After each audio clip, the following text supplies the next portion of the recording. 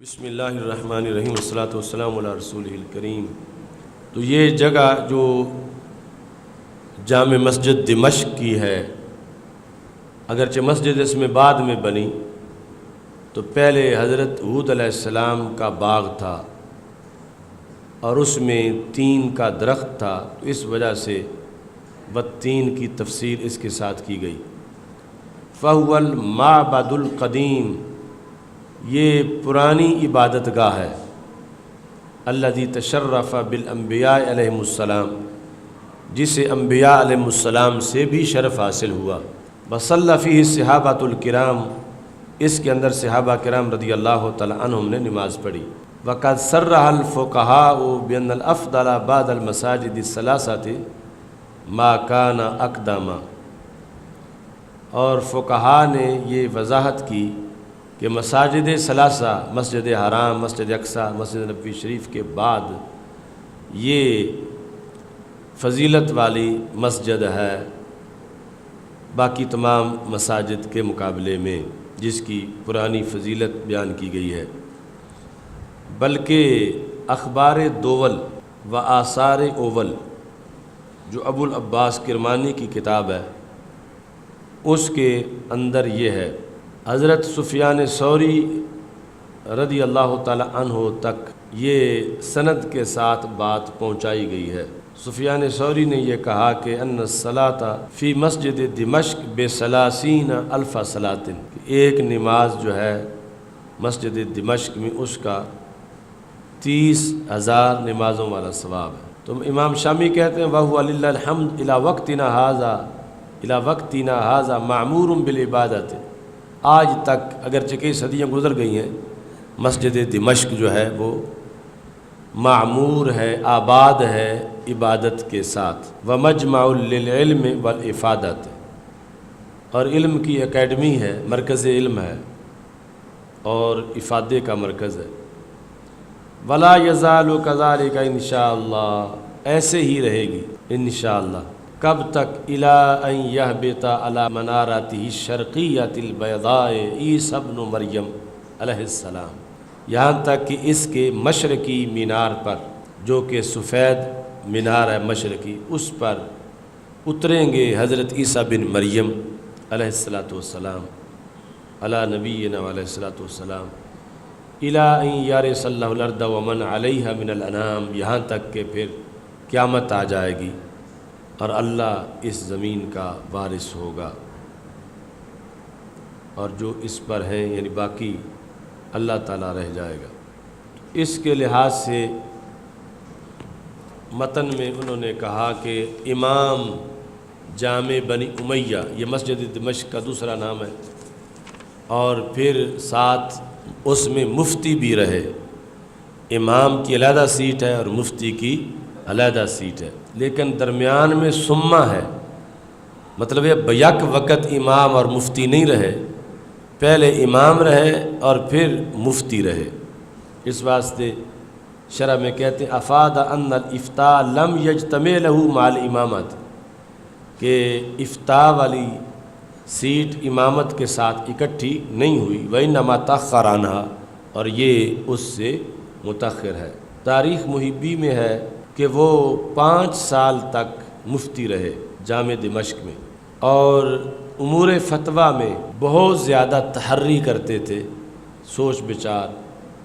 ولم یضبط علیہ شیء خالف فیہ القول المصح، تو ان کے لحاظ سے ریکارڈ میں ایک بھی ایسا فتویٰ نہیں ہے کہ جو انہوں نے قول صحیح کے خلاف دیا ہو۔ ان کی افتاء کی یہ تعریف کی گئی۔ دمشق المحمیہ المحروسہ، دمشق اللہ محفوظ رکھے اس کو، اب آزمائشوں میں دمشق گھرا ہے، جو مرکز حنفیت اور مرکز سنیت تھا۔ دمشق فتح میم کے ساتھ، وقت تکسر، اور کبھی اس کو کسرہ بھی دیا جاتا ہے دمشق، لیکن وہ قلیل ہے، اصل ہے دمشق۔ قاعدۃ الشام، یہ شام کا دارالحکومت ہے۔ قاعدہ جدید عربی میں بھی استعمال ہوتا ہے اڈے کے معنی میں۔ القاعدہ اسی معنی میں بنی تھی، تنظیم کا نام جو بنا تھا۔ قاعدۃ الشام، اصل میں اس شہر کا جو بانی تھا اس کے نام پر اس کی بنیاد رکھی گئی تھی۔ سمیت ببانیہا، اس کے بانی کے نام پر اس کا نام رکھا گیا تھا۔ اس کا نام تھا دمشاق بن کنعان، دمشاق بن کنعان، اس نام پر یہ رکھا گیا۔ بعض نے کہا کہ اس کا بانی اسکندر کا غلام تھا اور نام تھا اس کا دمشق، یا دوسرا قول ہے کہ دمشقش نام تھا۔ اور بلاد اللہ میں بہت پاکیزہ شہر ہے، انزہ بلاد اللہ۔ ابو بکر خوارزمی کا یہ قول ہے کہ دنیا کی جنتیں 4 ہیں، جنات الدنیا 4، ہمارے کشمیر کا ذکر نہیں ہے۔ جنات الدنیا 4، دنیا کی جنتیں 4 ہیں۔ پہلی ہے غوطۂ دمشق، یہ پیچھے اس کا ہم نے احتجاج بھی کیا تھا، یعنی غوطۂ دمشق لاشوں سے بھر گیا، جو دنیا کی جنت کہلانے والا شہر تھا۔ اور حدیث شریف میں اس کو چھاونی کہا گیا اہل حق کی، یعنی پھر قیامت سے پہلے یہ شان غوطۂ دمشق کو ملے گی۔ اس پر میں نے مضمون لکھا تھا غوطۂ دمشق کے لحاظ سے فکر مستقیم میں۔ تو غوطۂ دمشق کے بارے میں ابو بکر خوارزمی نے کہا کہ یہ 4 جنتیں دنیا کی، پہلی ان میں غوطۂ دمشق ہے۔ اس کے اندر بہت سے چشمے ہیں، نہریں ہیں، باغات ہیں، اور بہت خوبصورت جگہ ہے جو آج آتش و آہن اور بارود سے بھر گئی ہے، اور ملبے کے ڈھیر۔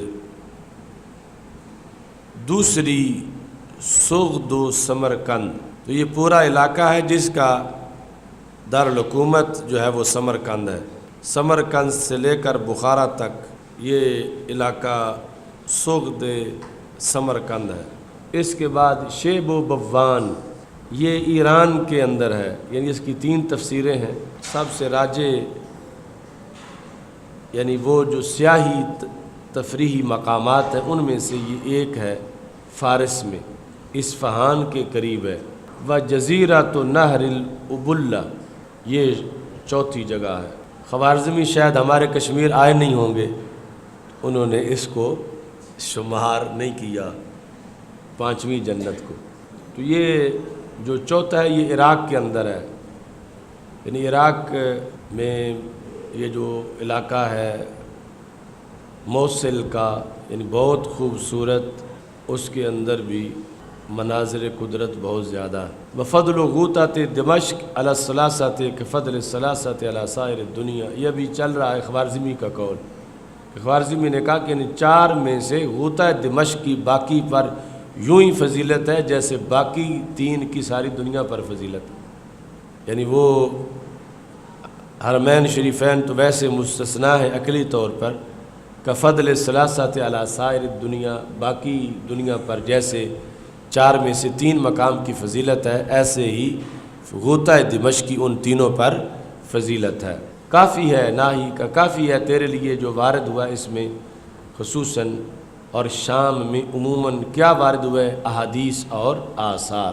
تو ابو داؤد میں کتاب الملاحم کے اندر یہ لکھا ہے کہ رسول اللہ صلی اللہ علیہ وسلم نے فرمایا ان فسطاط المسلمین یوم الملحمۃ بالغوطۃ الی جانب مدینۃ یقال لها دمشق من خیر مدائن الشام۔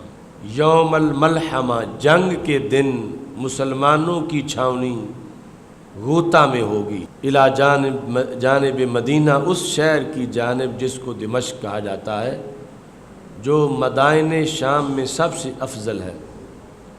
اور اس حدیث کی سند صحیح ہے، اور یہ بھی یعنی وہ 10,000 سے زائد جو حدیث ختم نبوت ہے، جو مستقبل کے بارے میں رسول اللہ صلی اللہ علیہ وسلم نے خبریں دی، اس میں ایک خبر یہ بھی ہے۔ اور اس بارے میں فضیلت شام کے بارے میں حضرت زید بن ثابت رضی اللہ تعالیٰ عنہ نے کہا کہ رسول اللہ صلی اللہ علیہ وسلم نے فرمایا طوبیٰ للشام، شام والوں کے لیے خوشخبری ہے۔ قیل ولما ذاک یا رسول اللہ صلی اللہ علیہ وسلم، کس لیے؟ فرمایا ان ملائکۃ الرحمن باسطۃ اجنحتہا علیہ، اللہ کے فرشتے اس پر اپنے پر پھیلائے ہوئے ہیں۔ تو یہ مسند امام احمد میں ہے، جامع ترمذی میں ہے، اور ترمذی میں کتاب المناقب فضل الشام والیمن، اور ابن حبان میں کتاب الحجاز باب الحجاز والیمن والشام۔ تو ان احادیث کا ایک خاص محمل ہے، خاص مورد ہے، اور وہ یقیناً صحیح ہے۔ قیامت سے پہلے وہ سب کچھ ثابت ہوگا اور کچھ ہو چکا ہے، لیکن اسلام دشمن قوتیں جان بوجھ کے یعنی ان چیزوں کو پیش نظر رکھ کے سرکار صلی اللہ علیہ وسلم کی احادیث کے خلاف پراپوگنڈا ثابت کرنے کے لیے، یعنی یہ جو جنگ انہی علاقوں میں شروع کرائی گئی اور پھر چپے چپے تک پہنچی، شام اور یمن، عراق، یعنی چن چن کر وہ علاقے جن کا ذکر حدیث میں تھا اور ماقل مسلمین ان کو قرار دیا گیا، ان پر غیر مسلم قوتوں نے حملہ کیا، اور بالیقین یعنی یہ ماقل مسلمین بنے گا نشأت ثانیہ میں کہ یہیں بڑی چھاؤنی ہوگی سب سے بڑی مسلمانوں کی غوطہ کے اندر، اور اسلام کا غلبہ ہوگا انشاءاللہ۔ الحمدللہ رب العالمین،